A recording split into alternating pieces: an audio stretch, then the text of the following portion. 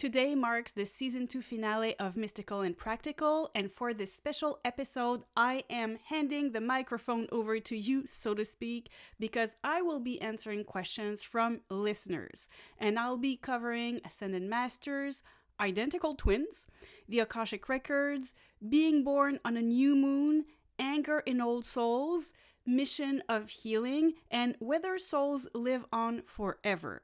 And make sure you stay until the end because I will finally reveal the theme of season 3, and it's a topic so many of you have been asking forever since this podcast launched. Welcome to Mystical and Practical, the podcast that demystifies the soul's journey, the spirit world, and spiritual practices. I'm Meli Guidance, a past life psychic, certified Akashic Records reader, and channeling coach. Here, we talk about spirit guides, the Akashic Records, reincarnation, and everything that connects the seen to the unseen, all with both feet firmly on the ground. Ready to decode the spirit world and connect with your inner magic? Let's jump right in. Hello there, I'm so happy you are here for this final episode of Season 2, where I will be answering questions you've sent me over the past few months. It honestly feels like I just launched this season, Season 2, yet I've already explored so many fascinating topics. We've talked about spirit guides, archangels, synchronicities, angel number, mirror hours, the Akashic Records, intuition, and throughout every episode, one theme kept coming back over and over again, and it was the theme of discernment. Because no matter what spiritual topic we are exploring, it always comes back to the same question. How do we stay open to the spiritual world without losing our critical mind? And to me, a healthy spirituality isn't about believing that everything is a sign or assuming every strange event is paranormal. It's about embracing mystery while keeping both feet firmly on the ground. And before we dive into your questions, I want to share a little story that perfectly sums up what I've been trying to teach throughout this entire season on discernment. So, a few weeks ago, my husband became convinced that something very strange was happening in our house. More specifically, in our downstairs bathroom. So every other day or so, he would walk into the downstairs bathroom in the morning and find that the charger for his electric toothbrush had somehow been unplugged from the wall. He was absolutely certain he'd left it plugged in the night before. A few days, I'd say a few weeks passed, and at first he didn't say anything to me, but after a few weeks, he said to me, I think something is unplugging my toothbrush during the night, like something is happening. Now, when you work in the spiritual field, or like my husband, when you have a spouse who works in the spiritual field, it's easy for your mind to go there, to think, oh, is there a presence, spirit, some kind of energy trying to get our attention or trying to just be mischievous? But honestly, when my husband told me about that unplugged charger, I just didn't have that feeling of paranormal. I felt I had this neutral and calm feeling. And eventually, we figured out what was really happening. So late at night, very late at night, after we were already asleep, our daughter would use the downstairs bathroom to wash her hair because the shower is bigger than the one upstairs. And I wouldn't say she's a night owl, but she goes to bed very, very late. So her last shower happens very late. And since we'd forgotten she even used that bathroom, because it's technically my husband's bathroom, we completely overlooked the obvious explanation here. So after washing her hair, she would unplug the toothbrush charger to plug in her hair dryer and simply forget to plug the charger back in afterward. So there you go. Mystery solved. It was very simple, like no mischievous spirits here. And it made me smile because I realized that's exactly what discernment is all about. It's about discernment and it's about listening to your feelings and your intuition. And in the spiritual world, it's incredibly easy to assign mystical meaning to everything that happens. But discernment means checking the simplest explanations first. And if, after you've ruled out those, other possibilities, something still cannot be explained, then it becomes interesting and it might be something else. I think that's such an important distinction. Developing your intuition doesn't mean becoming gullible. It's quite the opposite, in fact. The stronger your intuition becomes, the more you learn to observe and feel without jumping to conclusions. And in this case, my intuition kept telling me not to worry, and there was absolutely no spirit hanging out in our downstairs bathroom. Because I have spent years learning to trust that quiet inner knowing, I was able to automatically trust it. And sure, I could have asked my spirit guides what was happening, but honestly, I didn't even feel the need to. I just kept living my life as usual because I knew we would eventually discover the answer naturally. And I think this is the type of story that perfectly captures everything we've explored together this season about discernment. Okay, before we jump into today's questions, I want to take a moment to thank you. Thank you for listening to the podcast, for leaving reviews, 5-star ratings, sharing episodes with friends, and sending me your thoughtful questions. Honestly, every message I receive means so much to me. Many of the episodes I create are inspired directly by your questions and suggestions, and that's exactly what happened with the Mirror Hours episode. That's episode 19. Like, I was about to record the next episode, and as the recording date was coming, I wasn't feeling the subject I had prepped, really wasn't feeling it. And then a bunch of people were like, hey, we want to know more about Mirror Hours. And so there you go. I listened and you got that episode. Okay, so get comfortable, grab a cup of tea if you'd like to join me on one of my famous tea breaks. Today I have my usual mint tea, so I'll take my first sip and then we will jump into question number 1. Okay. The first question comes from Alexandre and his partner. They asked, can a soul ever disappear or become lost between incarnations after experiencing a particular difficult, negative, or violent lifetime? Okay, so can a soul ever disappear or become lost between incarnations? Okay. I love this question because I know it's something many people wonder about, especially when they think about wars, tragedies, or people who have endured tremendous suffering. Personally, after all the Akashic Records readings I have done over the years, I've never encountered a soul that has disappeared or ceased to exist. To me, the soul is an eternal consciousness. It moves through different experiences. Some are incredibly beautiful and others unimaginably difficult. But those experiences do not destroy the soul. They transform it. Now, there is this saying that says nothing is lost, nothing is created, everything is transformed. I'm not sure if I'm translating that well. I think I'm thinking in French here, but you get the gist of it. Like, nothing is lost, created, nothing dies, everything is transformed. And I think that applies beautifully to the soul as well. Like every living thing, I often think if we just look at nature, it's an obvious sign of reincarnation.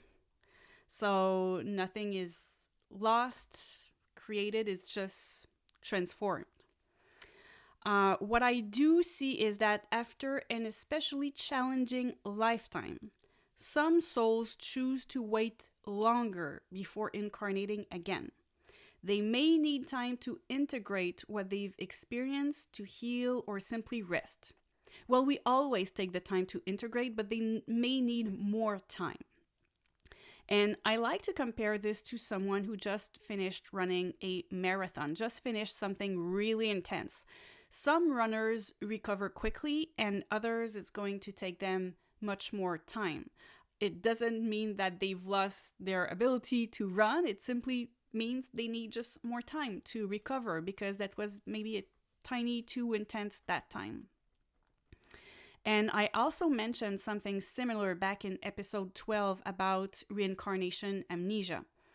Sometimes, after an extremely difficult life, a soul intentionally designs a much gentler life plan for its next incarnation.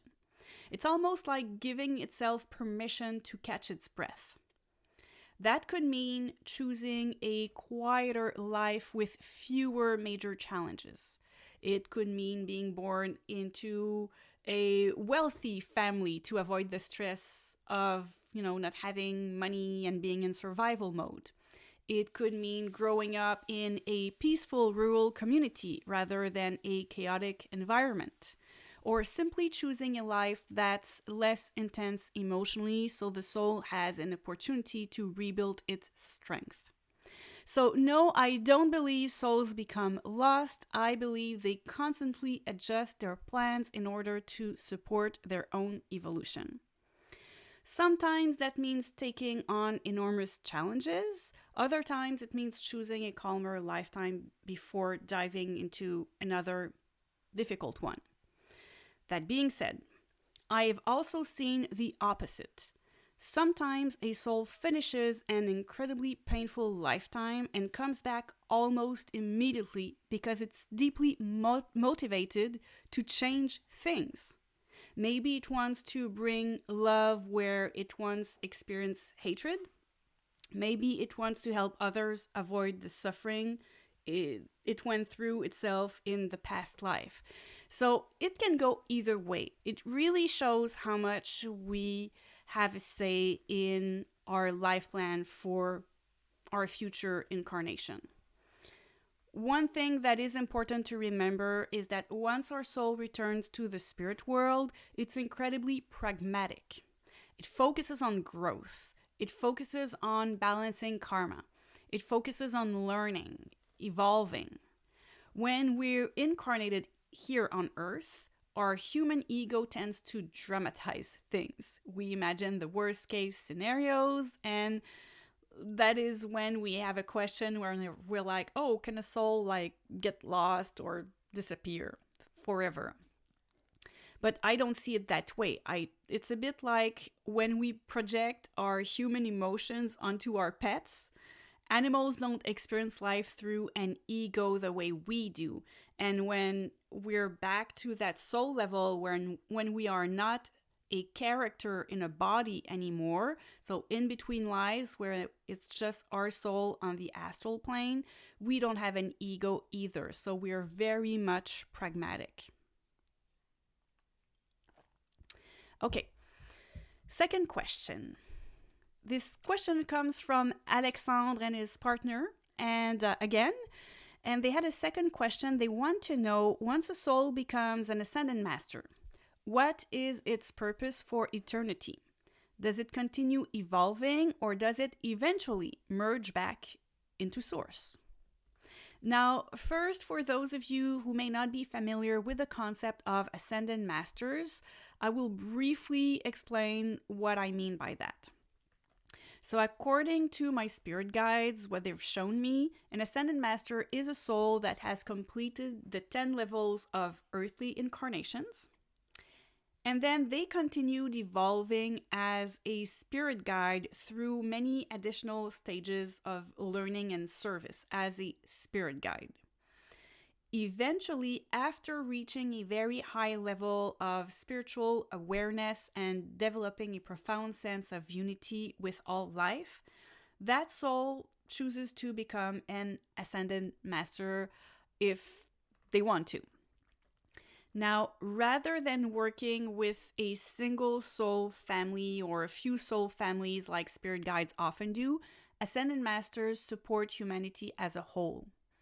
They reside primarily on what my spirit guides call the causal plane, and that's an energetic level above astral plane where souls spend time between incarnations.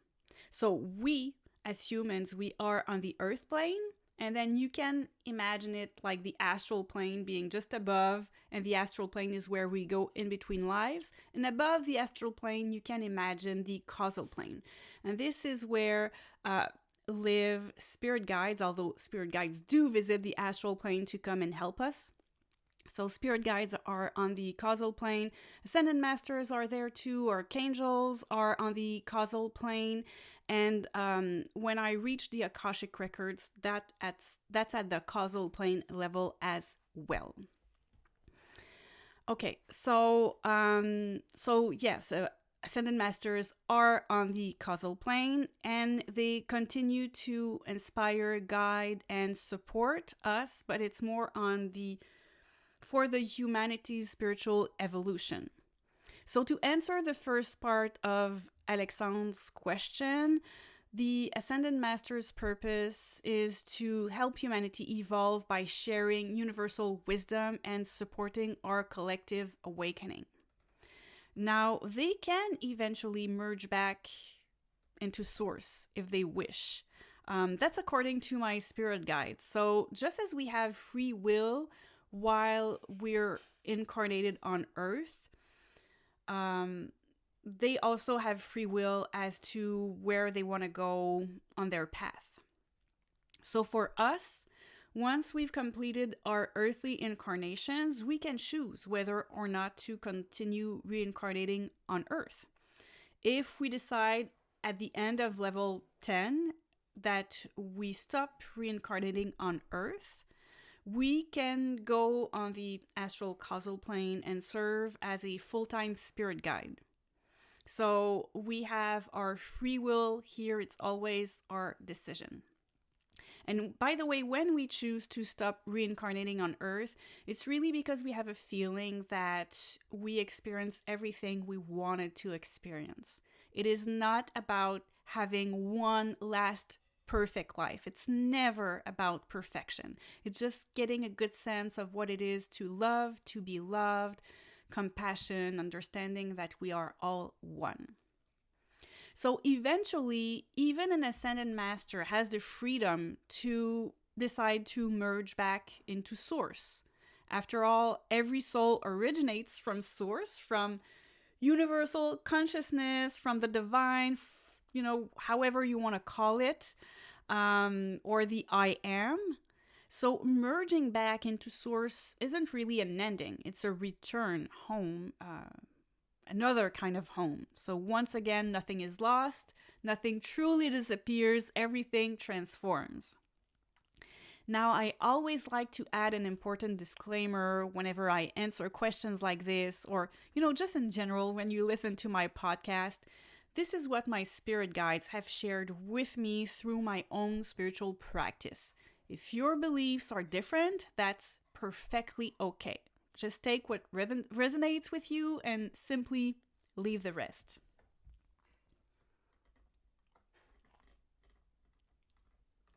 Okay. Question 3 comes from M007CA on Spotify, and they are asking, are identical twins automatically part of the same soul family? Now, if you're new to the podcast and you're not familiar with the idea of soul families, I'd recommend listening to episode 2 where I explain the concept in much more detail. But, in short, your soul family is a group of souls your soul originally emerged with, was created. Like when your soul was born, it was born in a cluster. And that soul cluster is what I call a soul family. So yes, in the vast majority of cases, I would say from what my spirit guides say, that identical twins belong to the same soul family. Now, I say the majority of cases because my spirit guides are always very like flexible. There can always be some exceptions, they say. But in general, yes, identical twins, same soul family. Now, that doesn't mean that they will live identical lives, though. I like comparing soul families to biological families. So, two siblings can grow up in the same home with the same parents and yet become completely different people. That's usually how it goes. Like, not everyone has the same job as their siblings. Personally, I work as a translator and a past life psychic. My brother works as a janitor and a poet. My sister she used to be a policewoman, and then she was a sergeant inspector, helping victims of sexual abuse. And then she retired and she works in the healthy food industry. We are very different siblings, so same parents, different kind of paths, different kind of people. That applies also to identical twins. They experience the same events differently, they can react differently, and they can learn different lessons from the exact same circumstances. So that's how soul families can be similar to biological families when it comes to looking at identical twins. What is interesting is that before we are born, we choose our birth circumstances. So choosing to incarnate as a twin means your soul truly wants to evolve alongside that particular person. And you may very well have some life lessons in common, but probably not all your life lessons, because you also want to experience your own individuality and independence and make your own choices. And because identical twins usually come from the same soul family, it also means that there is a very good chance that they've already shared many lifetimes together before this one. And that familiarity often creates a very deep bond from the very beginning. Okay. Question number 4 comes from Isabelle on Spotify, and she asks, if one of my life mission is healing, but helping others heal comes naturally to me, what exactly am I here to learn?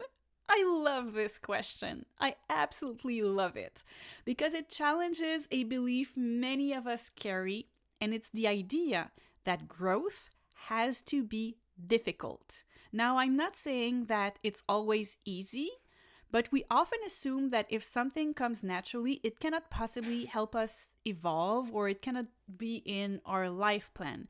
And that cannot be furthest from the truth.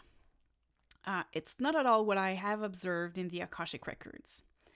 A life mission, and I say a life mission because we have many life missions, so a life mission isn't simply about developing a skill.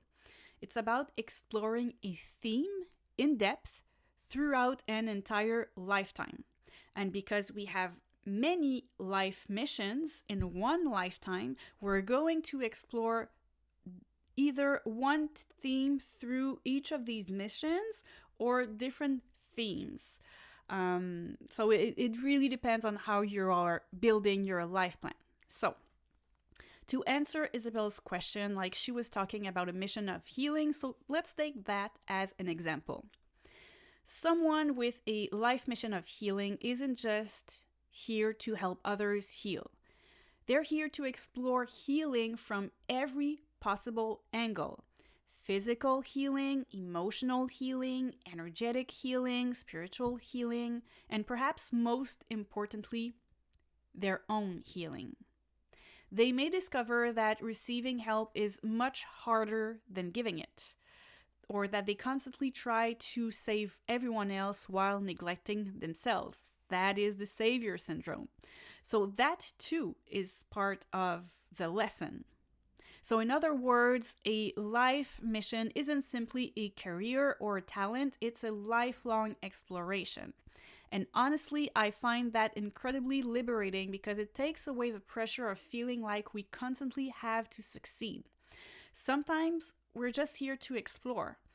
And when we choose a life mission, we often choose a soul type or soul types and talents that are going to support that life mission. So, this is how, for you, Isabelle, it may feel really, really easy to heal because it might be that you have a talent for healing and a caregiver soul type that is supporting your mission of healing.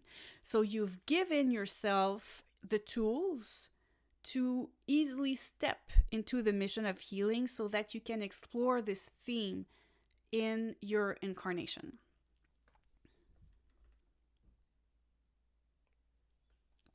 Okay, question number 5. This question comes from Christine on Spotify, and Christine is asking, I was born during a new moon. In astrology, that supposedly means I'm a new soul, but I identify much more with being an old soul. What do you think? So, this is a great example of how discernment is so important. There are different spiritual traditions, and they often use the same words to describe completely different concepts. Or something becomes like a belief, or I don't know, it's the internet. Like someone says something and then it snowballs and it becomes like the some kind of supposedly truth. So we need to be careful.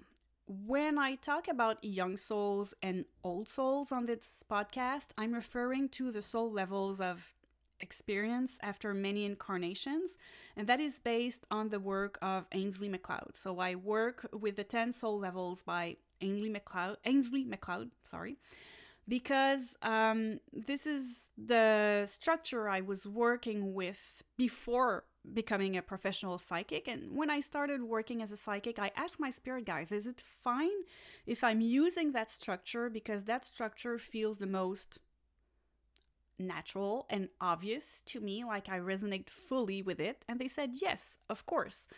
So you see, this is what I'm using. Now, astrology is talking about something completely different, and astrology isn't my purview.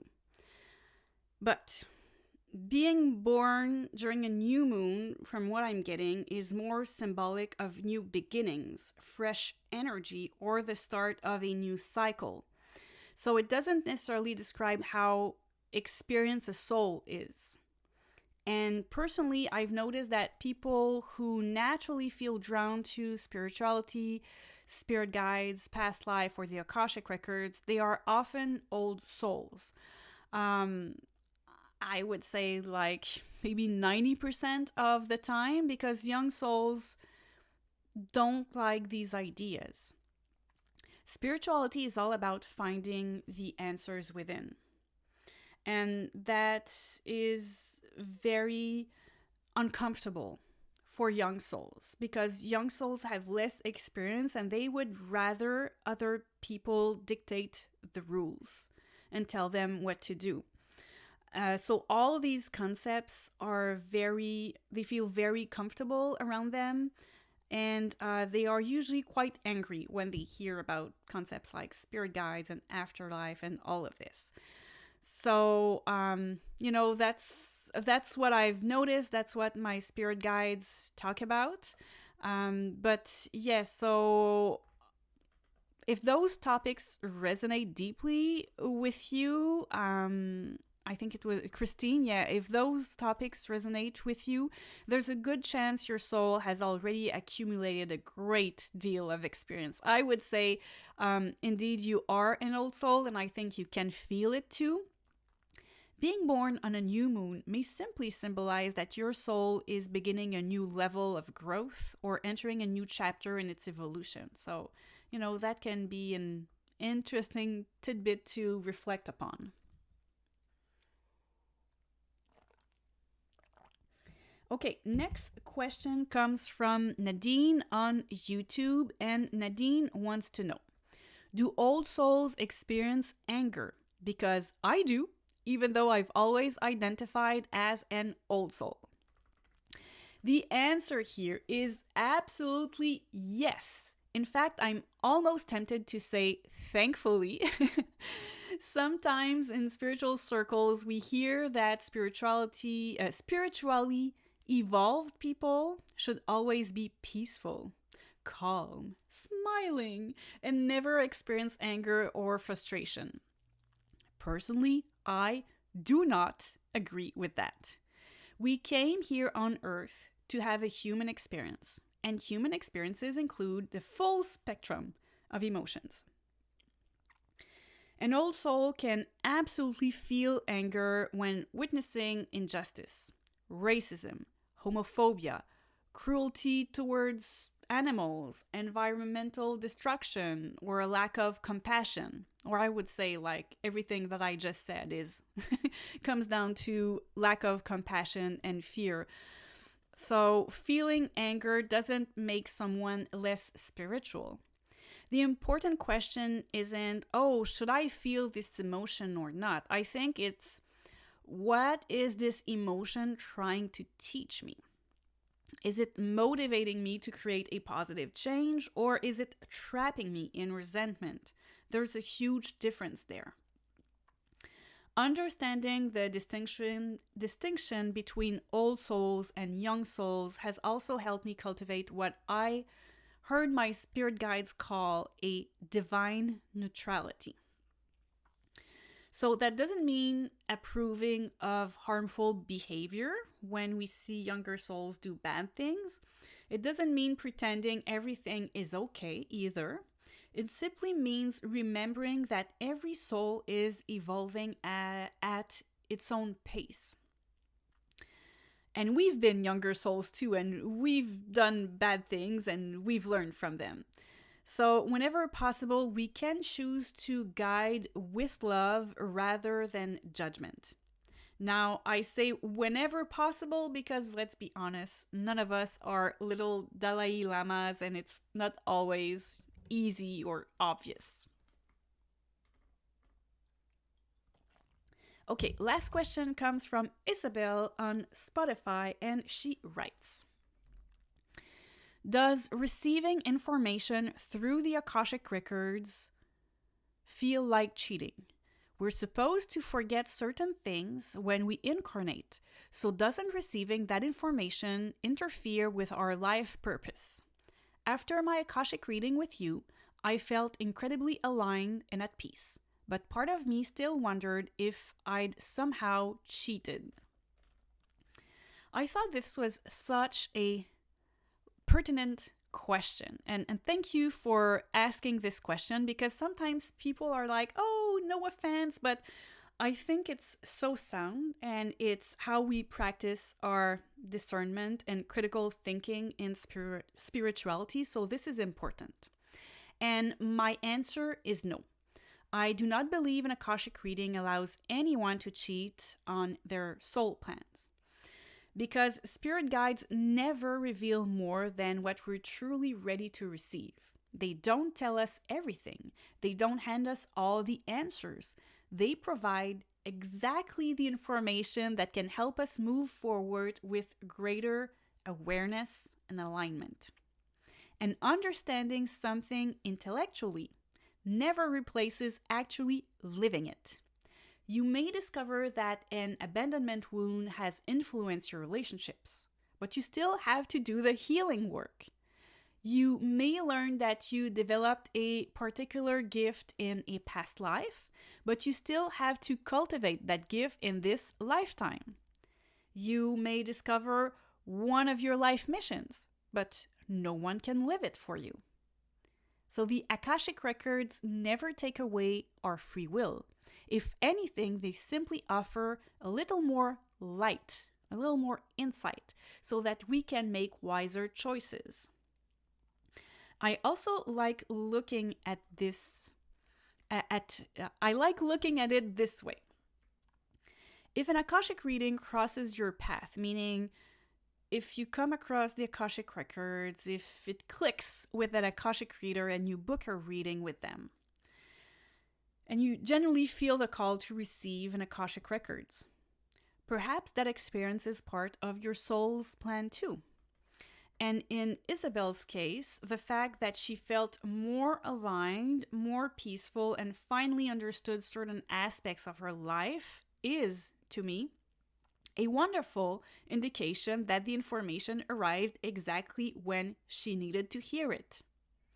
So if you'd like to learn more about the Akashic Records, because I'm talking about this and maybe you don't know what they are, I invite you to watch my free webinar on the Akashic Records, where I explain what the Akashic Records are, how they work, and I even guide you through a visualization where you have the opportunity to make your first Akashic visit. And if you're ready to go further, I also offer a complete level 1 Akashic Records course where I teach you how to access and read your own Akashic Records. And of course, I'm going to put all the links in the I was going to say bio in the show notes. Okay, now it's finally time to reveal the theme of season 3. Ever since this podcast has launched, it's probably been the topic you've requested the most, and I waited because I wanted to have a full season on it. And it's also one of my greatest area of expertise. So season 3 will be entirely dedicated to, drumroll, past lives.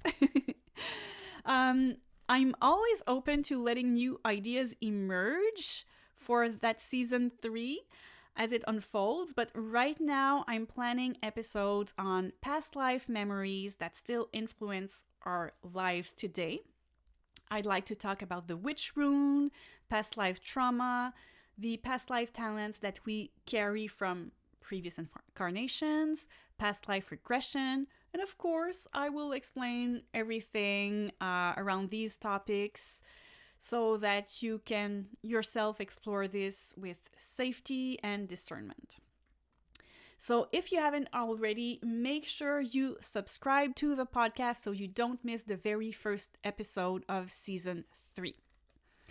Before we wrap up on season 2, I would love to hear from you. I would like to know which episode from season 2 was your favorite. Was it charlatans like spiritual scams? Was it synchronicities, the Akashic Records, mirror hours, intuition? Was it how our spirit guides protect us, or about the archangels? So let me know. If you're listening on Spotify or watching on YouTube, you can let me know in the comments, and I genuinely enjoy reading every one of them, and many of your ideas end up inspiring future episodes. As always, thank you so much for being here, for listening, for your trust, for all the wonderful questions you've sent me. It's truly a privilege to be part of your spiritual journey. And I'll see you in 2 weeks for the very first episode of season 3. Until then, take care. Bye-bye. Thank you for listening to the Mystical and Practical podcast with Meli Guidance. If this episode spoke to you, please subscribe to the channel and leave some stars, a thumbs up, or a comment. It truly helps to share the podcast with other old souls seeking a deeper understanding of the spirit world. If you're interested in getting an Akashic Records reading, a tarot reading, or joining one of my online courses, you will find all the details at meliguidance.com. This podcast was edited by plcm.ca and the original music was composed by record.bandcamp.com. Until next time, remember, we are all souls having a human experience and we can all be mystical and practical.